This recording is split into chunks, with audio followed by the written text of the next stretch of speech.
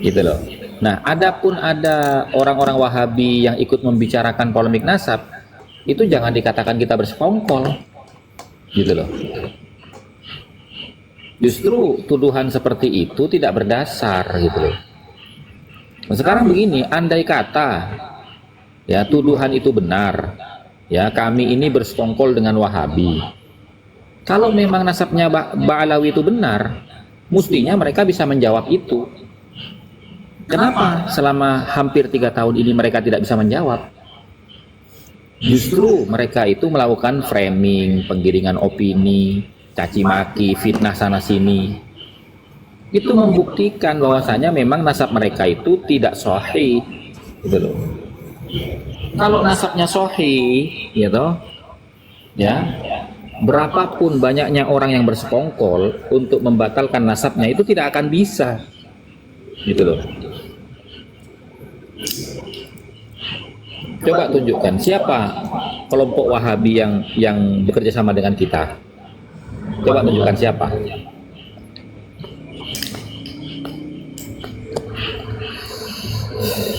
Kalau mau kita berbicara rekam jejak ya, lihat ketika 212, ketika pencalonan Anies Baswedan, justru mereka yang berkolaborasi dengan tokoh-tokoh Wahabi. Kalau kita belum pernah berkolaborasi dengan tokoh-tokoh Wahabi, itu belum pernah. Coba siapa tokoh Wahabi yang berbicara tentang nasab? Sebutkan coba. Satu aja. Siapa?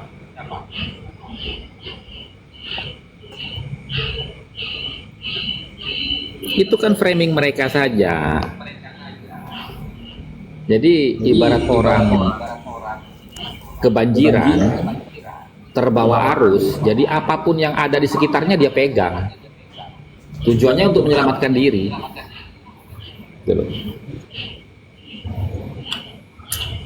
Begitu teman-teman.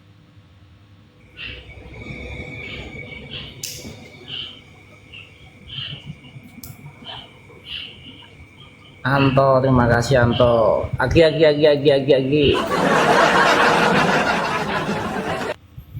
Berkah selalu Anto. Terus Gus, Miss MF Hasan. Iki serial Mister apa tadi MF? Ini kan ini nulis yang ngetik biru. Gus, lurus Gus. Berarti itu framing mereka ya Gus ya. Karena jejak mereka pun ada berkolaborasi itu. Di Monas ya Gus ya. Dia enggak baru masuk saya. Oke. Sekarang satu lagi Gus Hasan. Bukan hanya di Monas, kemarin itu ketika pencalonan Anies Baswedan itu kan jelas. Oh iya, yang nggak milih Anies Baswedan itu kafir, itu tidak membela Islam. Bukan masalah kafir atau apanya, jelas mereka berkolaborasi dengan tokoh-tokoh Salafi Wahabi toh. Coba lihat.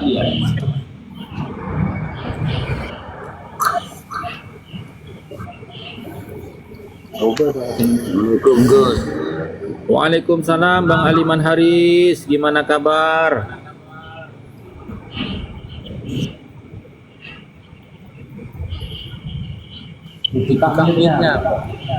Nih adukku mau bahas Anies itu idola saya. Anies idola saya. Bukan Bang Aliman, bukan membahas Anies Baswedannya. Tapi ini kan ada tuduhan katanya kelompok Kiai Imad itu bersekongkol dengan para tokoh-tokoh Salafi Wahabi dalam merungkatkan nasabnya Ba'alawi. Itu kan tidak benar. Justru kalau kita mau bantah berdasarkan rekam jejak yang ada, justru Ba'alawi itu yang jelas bersekongkol dengan semua ya kalangan termasuk Salafi Wahabi ketika 212, termasuk pencalonan Anies Baswedan dan lain sebagainya, gitu loh. Gitu. Bukan Anies Baswedan. Kalau itu narasinya betul itu. Kalau itu narasi ada hal gitu. Iya.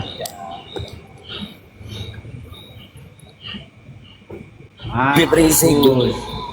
melongo itu para kabib itu, berondolan sawit itu. Lagi satu Gus, katanya kita dipanggil pembegal nasab dan kebal dengan data-data. Monggo Gus, semua data yang ada di mereka katanya dikatain palsu. Tanggapan panjenengan pripun Gus? Monggo. Oke, sekarang begini.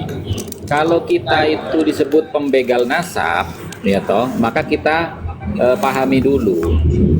Pembegal itu artinya apa sih? Ya, pembegal itu kan ibaratnya yang umum kita ketahui ya. Misalkan begal motor gitu kan. Dia kan ngerampok motor orang untuk dia miliki, ya toh. Nah, sekarang kami dituduh membegal nasabnya Ba'alawi itu, buktinya mana? Emangnya kita itu membegal nasabnya Ba'alawi lalu kita akuisisi itu nasab kita? Kan tidak. Tidak seperti itu. Jadi tuduhan pembegal nasab itu nggak tepat. Kalau mau dilawan, kalau mau dikanter, saya balikkan tuh. Sebenarnya mereka yang membegal nasabnya Wali Songo. Wali Songo selama ini diklaim oleh mereka Ba'alawi. Gitu loh. Padahal zuriyahnya Wali Songo tidak ada yang mengatakan dirinya itu bagian dari Ba'alawi. Fakta, data, dan realitanya jelas berdasarkan manuskrip, ya kan? Pernyataan para kiai. Ada nggak kiai-kiai Jawa ini yang nasabnya itu jelas nyambung ke Wali Songo, kemudian dia mengaku dirinya sebagai Ba'alawi? Kan tidak ada. Nggak ada. Nah, sebaliknya Ba'alawi itu selama ini mengklaim Wali Songo itu bagian dari keluarga mereka. Itu masalah pembegalan nasab ya. Waalaikumsalam warahmatullahi wabarakatuh. Waalaikumsalam. Nah, Mohon kemudian maaf, yang kedua, Gus, mengganggu. ya. Nah, kemudian yang kedua, ya, bahwasanya Ba'alawi itu sudah memberikan referensi kitab-kitab, tapi kita anggap kitabnya itu palsu semua. Loh, yang mengatakan palsu bukan kami. Gitu loh. Coba perhatikan ya. Di dalam kitab Raudul Jali misalkan, yang menjadi andalan utama mereka, yang katanya dinisbahkan kepada Syekh Murtadho Az-Zabidi. Padahal di situ ya, Hasan bin Thahir Al-Haddad yang mentahqiq kitab Raudul Jali itu mengatakan dengan jelas pada halaman 48 bahwasanya itu bukan karangan Murtadho Az-Zabidi, tapi itu karya daripada Hasan Qasim. Gitu loh. Nah, lalu ketika kita katakan itu palsu, yang mengatakan palsu siapa? Kami apa pentahkiknya? Hasan bin Thahir Al-Haddad. Kami hanya menyampaikan menurut Hasan bin Thahir Al-Haddad yang mentahkik kitab Raudul Jali itu bukan karyanya Az-Zabidi, tapi karyanya Hasan Qasim. Gitu loh. Gus, Monggo. Ya, siap. Bolanya kan sudah begitu oleh Jenengan dan Jokowi. Terus Jenengan sekarang coba susun buku baru, status mahadus dan mengetahui.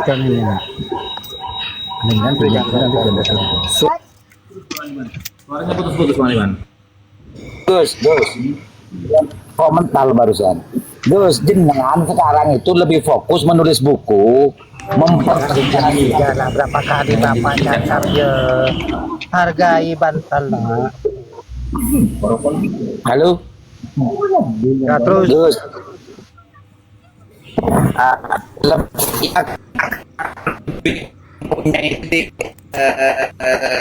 Untuk kesadaran orang para muhibbin. Putus-putus, Bang Aliman, suaranya putus-putus. Assalamualaikum warahmatullahi wabarakatuh. Assalamualaikum. Salam. Bang Aliman Bisa suaranya diterima? nggak jelas. Siap Satria, gimana, sehat? Ini agak maju dikit. Halo, Nah, oke, udah bagus. Nah, udah bagus Gus. nih Bang Aliman. Ya. Gus, saran saya jenengan kan referensinya sudah banyak. Lebih baik mempertegas kita terus mujtahid hakim muqaddam alwi. Itu Nggak jelas Bang Aliman. Memang tidak Agus sekarang Gus. Nggak, headsetnya dicopot aja. nggak pakai coba headset. yang lain diam dulu, yang lain mute dulu. Biarkan Bang Aliman bicara, saya nanti akan paham itu. Baik. Halo. Jadi Gus, untuk bagaimana memastikan penipuan-penipuan yang dilakukan oleh Balu itu susun sebuah buku seperti yang kemarin Gus menang tentang status mujtahid dan kemuhaddisan dari Fatul Muqaddam dan Imam Alwi. Nah itu akan saya yakin bisa untuk mempermudah pemahaman terhadap orang-orang yang selama ini masuk terhadap kegiatannya Bang.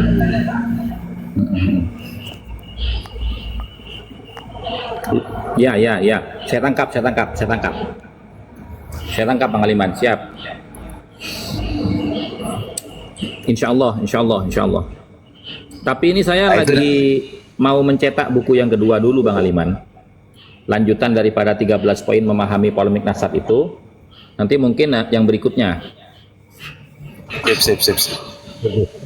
Anu Gus, saya di desa memang kurang anu. Saya nyimak aja Gus, Ya, siap. Oke.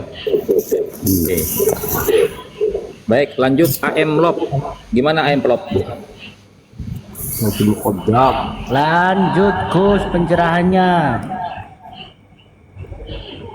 Ya, ini ada Gus Lutfi Alkhon ini yang berubah menjadi Ibnu Rodi. Allah ya. Sudah taubat berarti. Astagfirullah. Kena lagi baru masuk ya Allah. Ya, namanya kita ini selalu berkomunikasi dengan Mbak Alawi walaupun berbeda pandangan ya toh. Nah, mungkin ya virus-virusnya Mbak Alawi itu kita ketularan, suka framing juga gitu. Saya bukan Mbak Alawi Bu. Cuman dulu masih mudanya saya, waktu lancengnya masih Saya remajanya saya, mau meminang daripada Mbak Alawi, sampai putra dihidupin Mbak sama Alawi, itu ada penolakan. Jadi kalau bukan bajunya jangan dipakai, begitu katanya Gus, gitu loh. Marga Al-Gadri itu. Aman.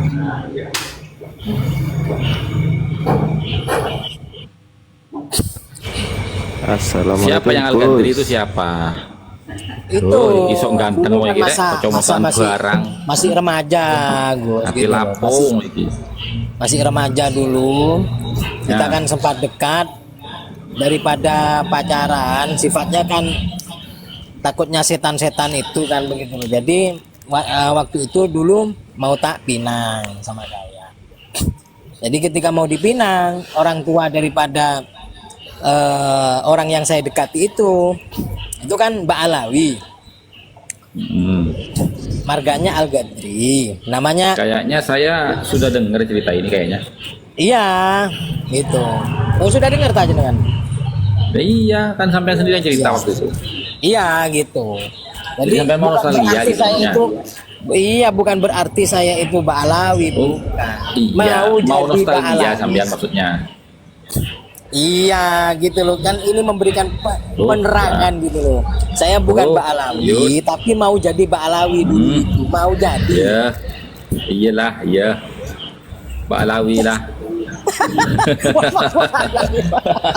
Mau jadi. Mau jadi. Iki sering diblokir iki karepe piye ngono kan.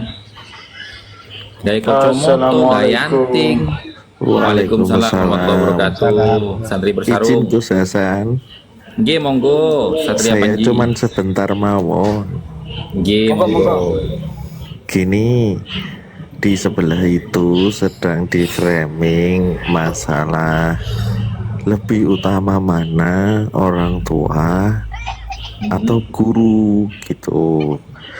Nah di situ kan tadi sore itu Kiai Luko menyebutkan ya seperti itu, lalu Kiai Luko kan mengatakan Seperti itu tuh gimana? ya itu tadi lebih utama mana orang tua atau guru. Ya terus Keluko tetap jawabnya orang apa? tua kalau menurut saya. Iya Sebentar itu Bang kan. Eng, menurut Keluko apa? Iya, kalau ya Luko tadi kan menjelaskan lebih utama orang tua karena orang tua itu adalah wali untuk dirimu. Maksudnya itu berjasa sangat besar untuk dirimu melebihi orang lain. Nah, lalu orang tua itu berperan juga sebagai guru gitu. Sementara kalau guru ya berperan sebagai guru gitu. Nah, di sebelah itu sedang di framing sekarang. Nah, ini saya minta mohon Di framingnya dijelaskan gimana? oleh di framingnya itu nggak bisa diperbandingkan seperti itu gitu. Guru itu ya harus mendapatkan kedudukan yang penting gitu. Ya, terus mengalahkan orang Jadi- tua gitu. Ya mungkin begitu. Jadi Enggak, maksudnya ucapan mereka seperti apa? Saya nggak bisa menjawab kalau nggak tahu ucapan mereka. Jangan bilang, Iya. jangan bicara seperti itu, harus dijelaskan. intinya itu tidak boleh diperbandingkan seperti itu. Mereka sepertinya kurang terima gitu loh. Jika disuruh memilih mana yang lebih utama gitu. Nah, saya minta mohon pencerahannya dari Gus Hasan. Ya begini, itu kalau aja. kalau berdasarkan keilmuan, ya kalau berdasarkan kajian ilmiah, tentu saja tidak ada orang yang lebih utama kedudukannya selain daripada guru. Ya, orang tua pun lewat kalau sama guru gitu loh. Itu dalam sisi kajian ilmiahnya. Bisa dilihat dalam kitab Ta'limul Muta'allim, ya toh, ketika menceritakan tentang Nabi Zulkarnain ketika ditanya gitu loh. Nah, cuma sekarang kita ini kan harus berpikir secara komprehensif dari semua sisi toh. Iya betul. Nah, artinya begini, siapa guru yang pertama kali mengajarkan segala sesuatu dalam hidup kita? Orang tua atau Orang tua, Bapak Bepu Guru Rato. sebentar Bapak dulu Bepu Bang Guru Rato. Eeng, sebentar dulu Bang Eeng. Mereka itu nggak ngerti kosakata Madura. Sebentar dulu saya jelaskan dulu, gitu loh. Sabar. Kalau nanti selesai saya baru jenengan jelaskan gitu loh, biar nggak rancu. Kita ini diskusi bukan berdebat teman-teman, santai gitu loh, santai. Jadi memang dalam kajian keilmuan itu semua kitab ya toh itu lebih mengutamakan guru daripada siapapun, termasuk orang tua, gitu loh. Nah, cuman kita ini kan orang Ahlus Sunnah wal Jamaah itu harus berpikir komprehensif dari semua sisi. Ya, tidak boleh berpikir dari satu sisi. Gitu loh. Nah, pertanyaannya, siapakah orang yang mengajarkan semua hal dalam hidup kita ini? Yang pertama kali mengajarkan semua hal dalam hidup kita itu siapa? Tentunya kan orang tua. Gitu loh. Artinya, selain orang tua kita itu melahirkan kita melalui air mani yang keluar dari sulbinya, yang kemudian bercampur dengan sel telur ibu kita, ya toh, mereka juga menjadi guru kita yang mengajarkan semua hal yang penting dalam kehidupan kita, gitu loh. Nah, cara memahaminya begitu teman-teman, tidak boleh dipisah-pisah itu, gitu loh. Oke. Gus Hasan, Assalamualaikum warahmatullahi Waalaikumsalam wabarakatuh. warahmatullahi wabarakatuh. Waalaikumsalam. Di hadisnya ada, Waalaikumsalam warahmatullahi wabarakatuh. di hadisnya ada orang datang ke Rasulullah, ya Rasulullah, siapa yang aku harus hormati? Rasulullah jawab, ibumu. Umaman. Dan siapa? Siapa lagi? Rasulullah jawab lagi, ibumu. Dan siapa lagi? Itu Bentar, konteksnya. Iya, itu konteksnya ketika Rasulullah menjelaskan kewajiban berbakti kepada orang tua. Iya. Nah, ini terus pertanyaannya ibumu bukan lagi ke sana, Iya, paham. Itu semua kita sudah tahu semua masalah keutamaan ibu daripada bapak gitu loh. Iya. Cuman Ada konteks. konteks daripada pertanyaan ini bukan kewajiban berbakti seorang anak kepada orang tua, tapi pertanyaannya adalah lebih utama mana orang tua dengan guru. Maka kita menjelaskannya tidak bisa pakai hadis itu, Syekh, gitu. Gitu loh. Tapi Mana hak menurut meneruskan Pak saya, Ibu? menurut saya tetap orang tua. Biarpun gimana. Sebab dia yang mengajarkan kita jalan, mengajarkan kita makan, mengajarkan kita, dia sampai nggak tidur 1 hari 1 malam. Dia yang segalanya orang tua. Ibu itu nggak ada duanya. Ya, itu kalau dalam konteks berbakti kepada orang tua, Syekh. Iya. Kalau Jadi berbakti gini. kepada orang tua, tentu saja ibu itu lebih utama daripada bapak. Tapi ini pertanyaannya bukan antara ibu dengan bapak. Ini pertanyaannya antara orang tua dengan guru. Gitu loh. Di mana orang tua itu adalah orang tua psikobiologis, ya toh. Sementara guru ini adalah orang tua teologis, gitu loh. Nah, Oke, sehingga gini. ya monggo. Jadi gini Gus, saya paham yang tadi itu. Berarti kan orang tua ya kesimpulannya.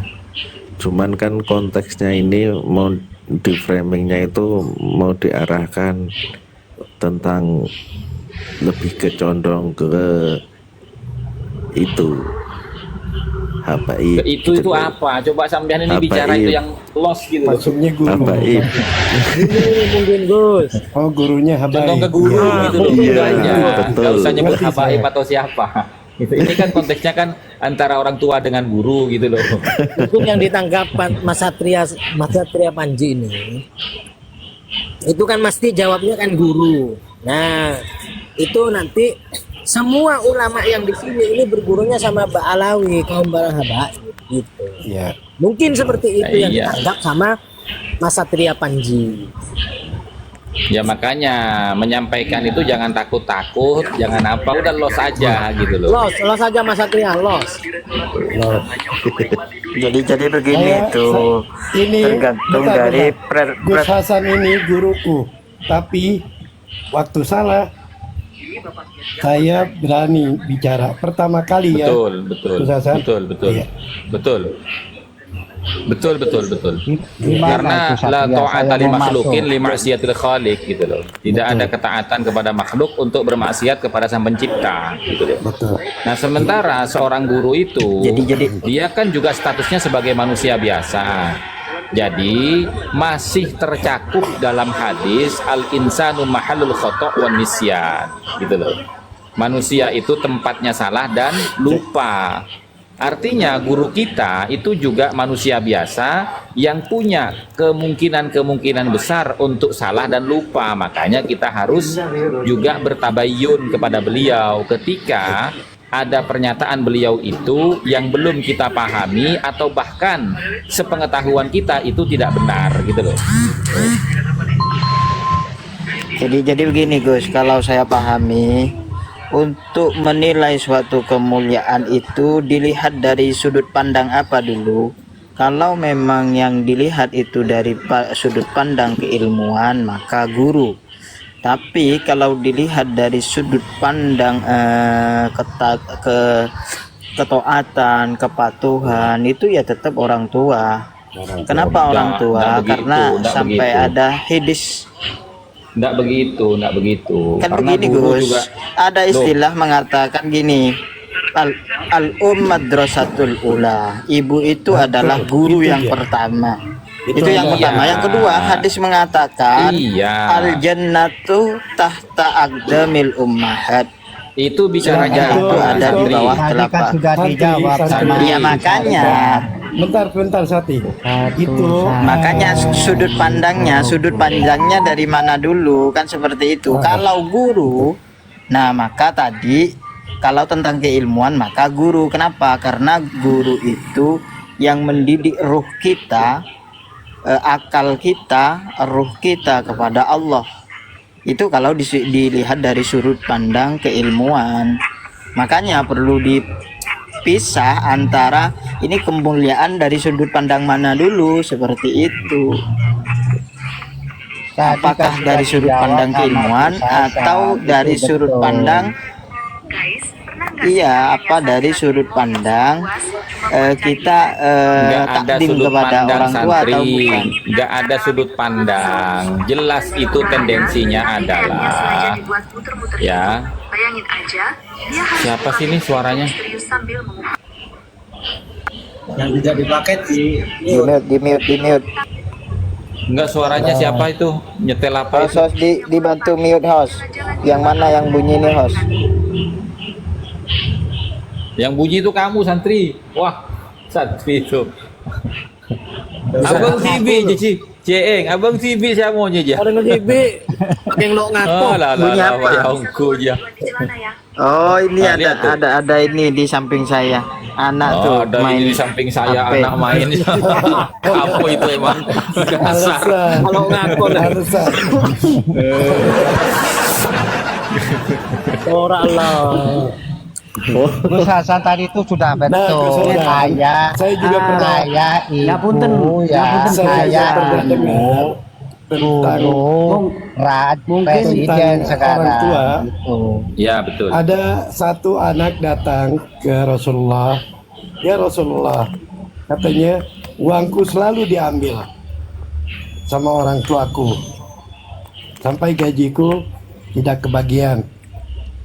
Kata Rasulullah, ente rohak, ente dan roh, maksudnya nyawa kamu dan hartamu semua hak orang tuamu. Lihat sampai segitunya. Nggak ada dibilang hak guru untuk gurunya. Sampai segitunya Gus Hasan. Iya, cuma kan gini, Guru itu cuma melanjutkan saja tadi pelajarannya itu supaya kan- lebih pandai. Betul.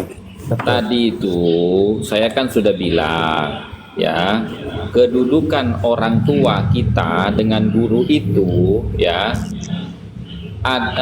sama di mata Allah, itu sama. Iya. Karena orang tua itu terhitung sebagai orang yang memiliki hubungan biologis dengan kita, karena yang melahirkan kita orang tua kita. Nah, sementara guru itu adalah orang yang memiliki hubungan teologis dengan kita, karena beliaulah yang mengajarkan kita untuk mengenal Allah dan Rasul-Nya gitu loh. Nah, dari situ kita bisa melihat secara komprehensif, ternyata ya, orang yang pertama kali mengajarkan kita pengetahuan dasar-dasar agama itu tentunya orang tua kita yang pertama kali. Betul. Gitu loh. Nah, Betul Gus, setuju Gus. Karena Nah, saya pernah setuju. dengar itu ada kata-kata khairul aba man allamuka. Berarti Iya. guru ya termasuk orang tua kita, apalagi Nah, orang iya. tua kita juga guru kita. Masuk. nah, Oke. cuma Iya. Oke, masalahnya bersama-sama kan- setuju Ya. gitu. masalahnya kan begini. Masalahnya itu ada juga nih orang tua yang menelantarkan anaknya, yang kemudian anak itu diasuh dan dibesarkan oleh gurunya. Lah maka ini kejadiannya itu seperti apa yang termaktub dalam kitab Ta'limul Muta'allim, di mana Raja Iskandar Zulkarnain ketika ditanya, kenapa engkau lebih mengutamakan gurumu dibandingkan orang tuamu? Jawabannya apa? Jawabannya adalah karena orang tua saya itu yang menurunkan saya min maqamil a'la ila maqamil sufla. Sementara guru saya itu ya yang mengeluarkan saya min maqamil sufla ila maqamil a'la. Gitu loh. Itu konteksnya dilihat dulu gitu loh. Itu supaya kita tidak salah paham merendahkan salah satu di antara orang tua dan guru kita gitu loh. Ya alhamdulillah saya ini bisa baca kitab itu dari orang tua saya. Jadi orang tua saya guru saya. Gitu. Betul. apa ya? Tadi mau ngomong Mon Gus lupa. Lutfi enggak. ini Mon Gus Lutfi enggak. Orang tuanya Gus Lutfi membandingkan juga tujuannya apa sebenarnya ini? Makanya Edi ngaki kedua Kok kakek. bisa buru ke saya? Edi ngaki kedua kakek. Namun Gus Lutfi ini ya toh, dia itu gurunya Barakbah gitu loh. Sekaligus calon mertuanya yang gagal, santri bersarung. Toles santri bersarung, toles. Wah ya kalau gitu harusnya Mbak bukan Bahaya cuma itu, tak bahaya. bukan cuma memuliakan. harus dicucuk juga kakinya kalau gitu Gus. Iya. Karena apa yang disebut itu ayah dulu, ayah, ibu, guru, presiden yang sekarang. Kalau sukses jadi presiden kan Kalau dari ketaatan sih, Gus, gimana Gus?